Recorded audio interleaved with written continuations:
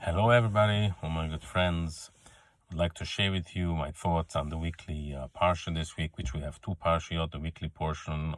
One is called Achrei Moed, after the death, and the other one is called Kadoshim, the holiness. It's after the death of two holy, righteous people, Nadav Avi, the sons of that big priest. And the real reason why God took them away in their youth, there's really no answer. All the commentaries say different reasons, but the real answer, there is no answer. And it does say that they were extremely righteous, extremely pure. So it shows us that we don't understand and we can't get into the mind of God, of Hashem. The way King David says in Tehillim, and that's Psalms, it says, "Ma'od amki machshaveisecha," very deep is the thoughts in the mind of Hashem that we can't really grasp, because we are a finite product and Hashem is an infinite product. He made us, He created us. And if I would understand God, then He's not my God. He's my friend, He's a teacher maybe, but it's not. It's much higher than we can grasp. So this is something in these days especially that we have to take in consideration.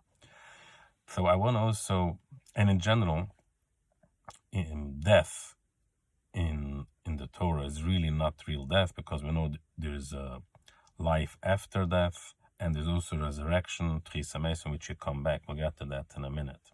However, I do want to point out another thing that people always say, unfortunately, when somebody passes on, oh, he was so great, he was so nice. So they say usually, after death, everybody is holy because he was great. But it's true what they're saying. However, the only thing is we really have to see it when they are here and tap into that. And even though there's something in their lifetime, and when you are together with them, or it's whoever is a close person, or anybody who it is, and just make sure, look for the good. Everybody has good in them, the good pieces in them. And if it's something that doesn't resonate with you, just let it go.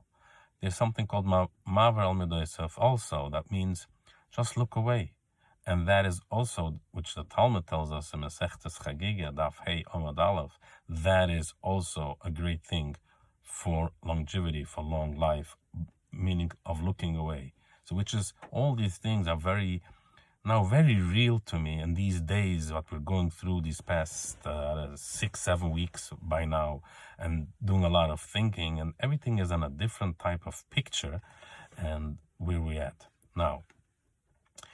Talking about death and hope for resurrection, for Tchisa Meis, and hope for coming of Mashiach, and also what means coming of Mashiach, which is a whole talk, but in a short sentence, it means getting even closer to God than we are, and then we taste that. And I feel this is a time where, I myself feel that when we go back davening into the synagogues, into the shuls, I have a problem, because whatever I'm davening now is taking me double the amount of time, because giving it so much depth and so much thought and so much emotions, that maybe everybody's going to have that, and that's the way we're going to be davening in the future in shul.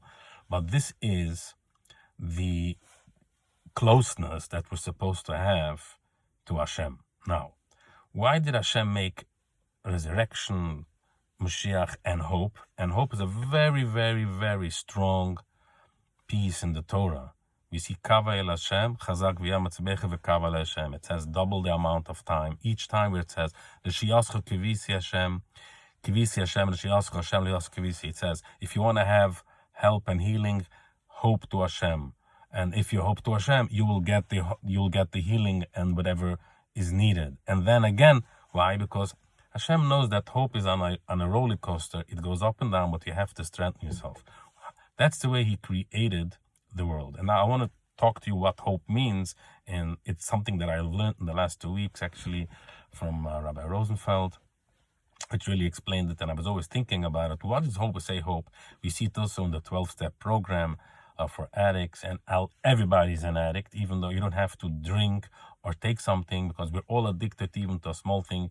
The definition of an addict means that without this you can't, this is dominating on you, and we all are potential addicts. So we have to, this is also part of Mavar al Medois, of working on your deeds and on and to becoming a better person, everybody to their level. The main thing is hope. Rab Nachman says there is no hopelessness in this world. Now, how did Hashem create the world?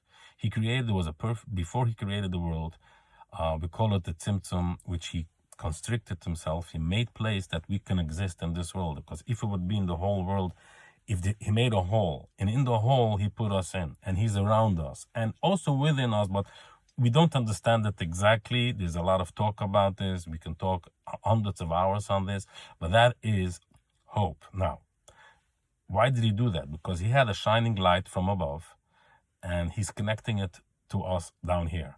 Now, if it would have not been, and the light is shining, his light, the God's light is shining on the halal, on the hole, which is us. So he took himself out, but he's shining on that.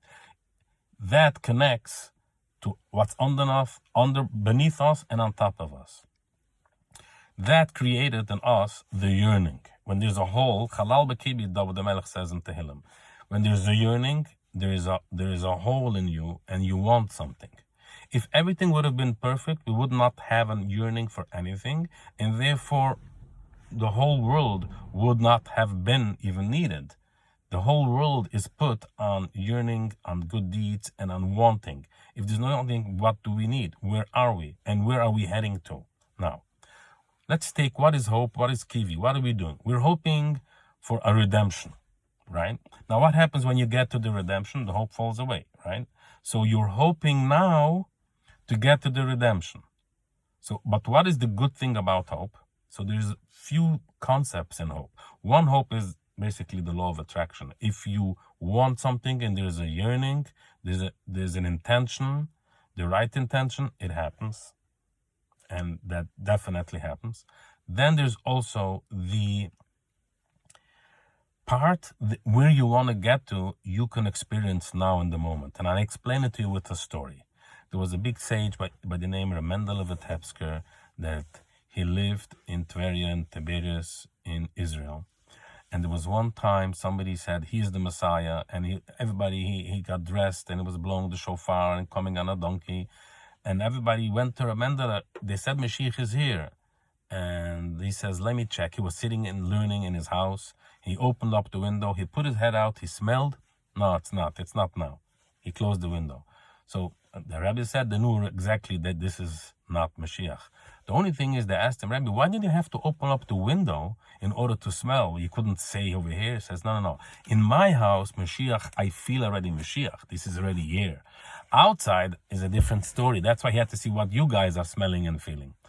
That is hope in Kivi. Kivi means that you can tap in to the end result, tap in with your imagination where you want to get with the yearning, and you can experience it now. I never understood it so much as I'm understanding it now. And it's a very in-depth concept, but we see that wherever we go, we talk about hope. Any type of therapist, any type of 12-step program, or anything. And it's all over in the Torah, in Kabbalah and Hasidus, which is hope, and we see it. So that is what hope is. So I would like everybody let's all hope together, work with good deeds, look at everybody with good eyes, and let's hope for the best. Shabbat Shalom.